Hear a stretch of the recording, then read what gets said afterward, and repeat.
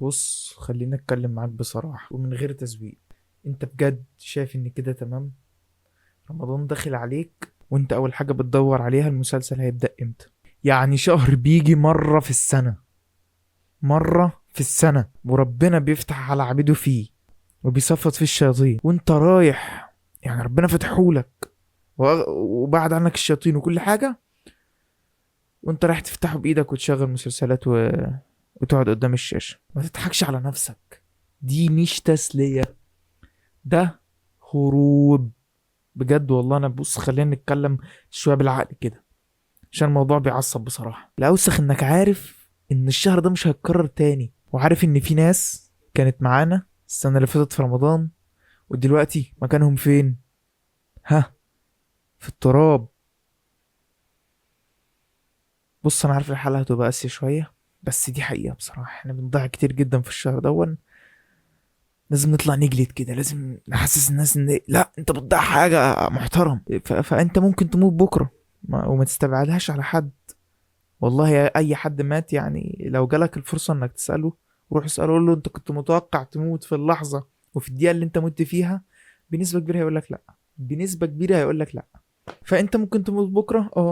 تخيل بقى، تخيل تموت وانت اخر حاجه في دماغك، اخر حاجه مين خان مين، ومين اللي قتل مين، ومستني الحلقه اللي جايه ويتبع ولا يتبع وحوارات فاضية. طب قول لي بس ايه القيمة اللي هتطلع بيها؟ يعني ايه اللي هيفرق معاك جديد؟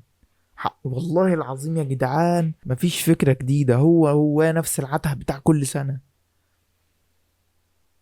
مفيش اي فكرة جديدة. هو نفس العته بتاع كل سنة حرفيا. والله ما في حاجة بتتكرر. لو في حاجة بتتكرر، لو في فن بيتقدم، تلاقيني اول واحد يا عم بروح بشجع الحوار. بس مفيش حاجة بجد بتتقدم، كله عته. والشيطان ذكي، مش محتاج يعمل معاك بقى حاجة كبيرة. اللي هو مثلا مش هيديك خمرة بقى وتكفر لا لا لا لا، هو عاوز يضيع وقتك. بس الشيطان عارف قيمة الأيام دي أكتر منك، فهو مش هيلح عليك تعمل ذنب كبير أو مصيبة، لا. هو تضيع وقتك بإيه بقى؟ سوشيال ميديا، موبايل، مسلسلات، أي حاجة. عشان أهم حاجة ما تستغلش الشهر ده. هو عنده أهم حاجة ما تستغلش الشهر ده. هو سايبك تضيع وقتك كده وتقول لسه بدري، لسه بدري، احنا لسه 1 رمضان، لسه 2 رمضان، 15 رمضان اللي واقفة. والوقفه بقى تيجي والسلام عليكم. المشكله اللي بيقول لسه بدري دون، يعني بدري على ايه؟ هل انت ضامن الدقيقه؟ يعني انت ضامن الدقيقه اللي هتعيشها بعد انك قلت لسه بدري؟ محدش ضامن والله. يا جدعان، رمضان شهر الغفران، رمضان كريم، شهر الفتوحات، شهر الغفران، شهر اي حاجه جميله هتلاقي رمضان فيه. فانت بدل ما تقعد مع نفسك وتفكر ازاي تستغل الايام الحلوه دي وهتعمل ايه فيها وتكتب وتحسس نفسك انك خلاص بدأت، يعني ايه، حسس نفسك يا اخي انك مهتم بجد. لا، انت ما بتعملش كده. انت قاعد بتعمل ايه؟ قاعد بتحفظ اسماء الممثلين، قاعد مستني مين اللي هيموت الحلقة الجاية، ومتابع قصص ولا ليها اي 30 لازمة. بجد والله ما في فن، ما فيش فن يا جدعان. يعني بجد لو هنبص بقى بنظرة فنية بقى، اللي بيحصل كل سنة على مسلسلات رمضان ده خرا. ايه اللي حصل؟ الشباك وقع ولا ايه؟ بتاع قفل، هفتح واجي تاني. فانا بقول لك مفيش فن بيتقدم. شوف من اخر رمضان، هو يعني نفس الفكره، مفيش حاجه جديده.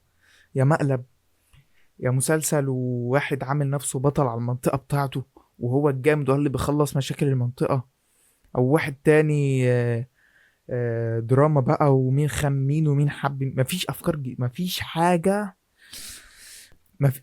مشكله الحاجات ما بتخش الدماغ، فاهم؟ اللي هو ايه، عارف الافلام الهندي كلها افلام هندي، مفيش فايدة، مفيش أي حاجة جديدة. والمشكلة بقى إنك بعد ما رمضان يخلص أو في حياتك عامة بشكل عام تحس بزعل، تحس إنك تايه، تحس إن عندك فراغ عاطفي كده من جواك. مش حاسس بالفولفيلمنت اللي هو أوصفها لك إذا عارف أنت، اللي هو أنت حاسس بكمال داخلي، حاسس إنك منشرح الصدر، إنك مبسوط. عارف أنت الشعور ده؟ مش بتحسه ليه؟ ما الخرا اللي أنت بتعمله. قاعد بتتفرج على قاعد بتتفرج على مسلسلات، وقاعد بتتفرج على حاجات كلها غبية حتى. ما يا أخي، يعني استغفر الله العظيم، استغفر الله العظيم، استغفر الله العظيم. يعني لو افترضنا إن المسلسلات والحاجات دي حلال ونشوفها، تبقى غبي برضو انك بتتفرج عليها، لانها مضيعة للوقت والله. والله ما في اي حاجة جديدة بتتقدم، نفس الشريط عمال يتعاد كل سنة كل سنة كل سنة. فانت في الاخر بعد ده كله تيجي تزعل انك حاسس بفراغ عاطفي، وحاسس انك مش راضي عن نفسك. ما هو من الهبل اللي انت بتهببه دون، يبقى شهر زي شهر رمضان دون وضيع بالشكل المزري ده. انت مستني ايه بجد؟ مستني ايه؟ عامة الكلام ده مش لوحدك، انا الكلام ده بوجهه ليا قبل ما اوجهه لاي حد تاني بجد. يا دي ام الشباك، رمضان يا جماعة مش موسم بجد، ولا حاجة هتجيلك كل سنة، لأنك مش ضامن تعيش كل سنة. واديك بتشوف مين اللي بيموت حاليا، مش كبار السن خالص. هو اي نعم كبار السن بيموتوا، بس الاغلب شايفين مين اللي بيموت؟